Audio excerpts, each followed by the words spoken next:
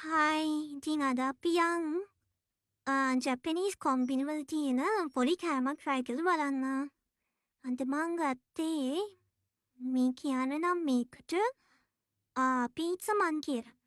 අපි ඊයේ ලෝසන් මාර්ට් එකට එතකොට මේක ඇත්තටම මං කා ෆස්ට් ටයිම්. මේක දැන් මෙන්න තමයි දිගාරින්නේ. ඊට පස්සේ ඇත්තටම මේක හරියටම හරි සොෆ්ට්. දැක්කම ආසයි. හැබැයි ඉතින් කවදාවත් කාලා නැති නිසා මට ඇත්තටම අයිඩියා එකක් තිබුණේ නැහැ ටේස්ට් එක කොයි වගේද කියලා. අපි දැන් කන්න යන්නේ. අපි කාලා බලමු මගේ රියැක්ෂන් එක කොයි වගේ වෙයිද කියලා.